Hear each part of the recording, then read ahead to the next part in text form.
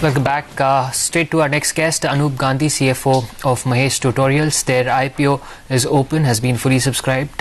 So it's good for them that the IPO has gone through. But let's get in touch with the management and find out what they're planning. Mr.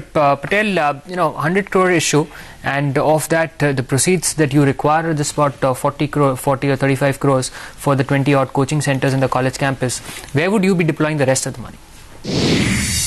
Basically, this is a divestment by Helix for our private equity partners of a part of their stake inside the organization. They are selling about up to 80 lakh shares, and that's where the money will be going to them. They still continue to remain 5.5% stakeholders inside the company post IPO, which is quite a significant portion. Okay, with such cash on the books, high cash on the books, why is the company not using internal cash for your growth plans? For any healthy balance sheet, if you'd have seen past the companies who've been inside, the listed space today, a healthy balance sheet is something that comes out of a healthy cash balance. We at MT have always had an ethos of having a positive cash balance. Another big reason for that is that if you've seen our past, we've grown through aggregation as well, and we would like to have that ready as and when an opportunity comes in front of us. Well, Anup, a large part of your revenues actually come from the Mumbai-Maharashtra region. Would that be a concern for the company? Would you want to diversify? Not at all. I think one has to look at two factors. MT has been in existence for the last 24 years, and that is primarily out of Bombay. Our expansion outside of Bombay and in the states of Karnataka, Tamil Nadu and Gujarat happened only in the year 2008-9 post Helix having invested in us. So that's hardly 3-4 years old, and we've covered significant ground. And there's a huge scope of expansion out there.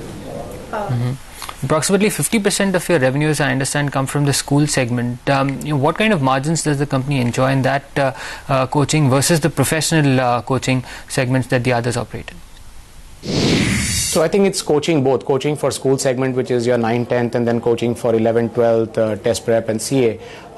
In most of the cases, the margins are practically nearly the same, whether you look at school or otherwise, purely because of the fact that when you look at the cost structure, in the coaching business, there are two aspects to it. One is the number of hours of coaching, and then therefore what you pay to the teacher in terms of per hour price. And that kind of evens out the difference between the pricing of the product that we have. Plus in the school section, we are pretty competitively priced. So, the margins are practically the same. You also face a lot of competition from the large unorganized sector, don't you? Very low entry barriers. How do you tackle that? What kind of impact will it have? Yeah, there are no entry barriers, but this is all about quality education. So as a parent or as a child who's actually coming to an institution to study, it's about getting the quality right and delivering it. We at MT have done that right over the past so many years, and that is an advantage that we stand now with the pure strength in number of students and the number of centers in where we are. So I don't think that is a huge concern in any ways whatsoever. All right. Thanks for joining us, Mr. Gandhi. That was the IPO that's open. The market, meanwhile, at the day's lows, and that despite the Nasdaq future in the green, up 0.4%, Dow futures in the green, CAC, FTSE, no great losses. So it is the emerging markets that are underperforming, and the commodity markets have also started underperforming.